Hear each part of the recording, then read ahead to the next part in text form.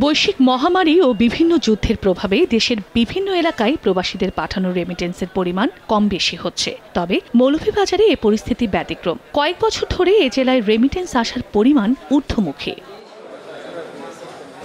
বাংলাদেশ ব্যাংকের তথ্য মতে 2020-21 অর্থ বছরে মৌলভীবাজারে 5,638 কোটি টাকা রেমিটেন্স এসেছে। প্রতি বছর এই সংখ্যা বেড়ে 2022-23 অর্থ বছরে তা দাঁড়ায় 6,951 কোটি টাকায়। আর চলতি 2023-24 অর্থ বছরের প্রথম 9 মাসে রেমিটেন্স এসেছে 4,962 কোটি টাকা।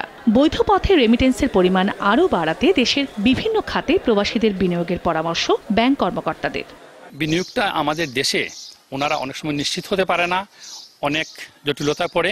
তাদেরকে যদি আমাদের বিভিন্ন ইনভেস্টমেন্টে সহযোগিতা করা হয় তাহলে তারা আমাদের দেশে বড় বড় শিল্প কারখানা গড়ে তুলতে উৎসাহী হবে। অবৈধ পথে যেটা আসছিল হুন্ডিটা অনেক কমে গেছে। সরকারের যে চাচ্ছে যে বৈধ পথে রেমিটেন্সটা আসুক, এইটা সরকারের চাচ্ছে, আমরা এটা উৎসাহিত করছি। রিন অ্যাডভান্সড, যার ব্রাইট লক টেকনোলজি সাধারণ পাউডারের তুলনায় দেয় দ্বিগুণ উজ্জ্বলতা। সরকারের নানা উদ্যোগ ও দক্ষ শ্রমিক পাঠানোর কারণে প্রবাসীদের আয় বাড়ছে বলে মনে করেন সংশ্লিষ্ট বিভাগের কর্মকর্তারা। সিলেট বিভাগের অন্যান্য জেলার তুলনায় কিন্তু আমাদের এখান থেকে রেমিটেন্সের মাত্রা অন্য জেলার তুলনায় কম্পারেটিভলি একটু বেশি এবং এখান থেকে মানুষ দক্ষ হয়ে যাচ্ছে। তবে প্রবাসীদের অভিযোগ, অর্থনীতিতে গুরুত্বপূর্ণ ভূমিকা থাকলেও দেশের বিমানবন্দরগুলোতে তাদের সঙ্গে খারাপ আচরণ করা হয়।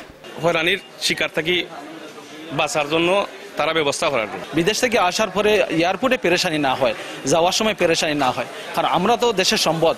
যে আমরা যারা রেমিটেন্স কষ্ট করিয়া ফাটাই, আমরা যথাযথভাবে কোনো সময়ই মূল্যায়ন করা হয় না। মৌলভীবাজারের প্রায় 2 লাখ মানুষ ইংল্যান্ড সহ বিশ্বের বিভিন্ন দেশে কর্মরত রয়েছেন। সময় সংবাদ, মৌলভীবাজার।